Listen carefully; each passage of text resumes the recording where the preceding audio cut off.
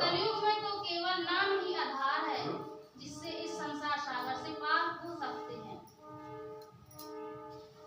लेकिन किस प्रकार नाम लेना चाहिए, क्योंकि हमारे अंदर विश्वास नहीं होता और हम नाम जप करते रहते हैं।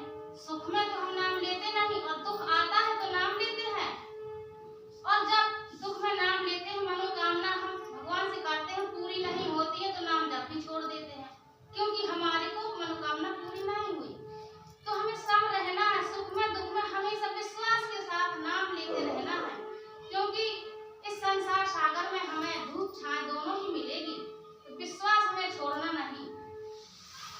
नौ दहा भक्ति में श्री राम जी ने कहा है कि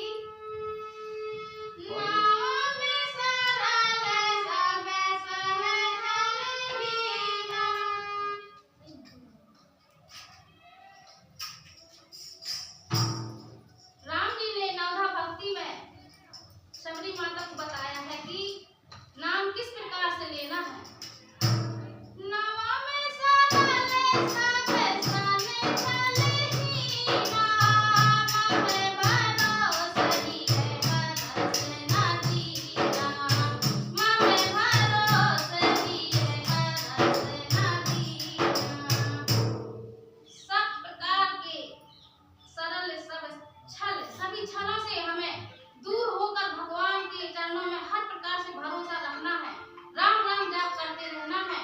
तो फिर उसके बाद हमारे हृदय में एक अलग प्रकार का प्रेम उत्पन्न होगा और फिर क्या होगा, शरीर की स्थिति शरीर में नहीं रहेगी। क्या होगा, मन गोले गावत बोलते शरीरा, मन गोले गावत बोलते शरीरा, झाले झाले नया ने बेरत परनीरा, झाले झाले नया ने बेरत परनीरा।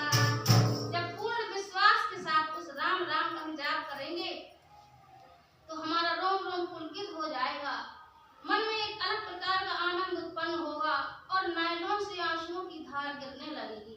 तब समझ लेना वो परमात्मा हमारे हृदय में विश्वास के साथ आ गया है। तो इसी प्रकार से हमारी स्थिति बन जाती है। इसी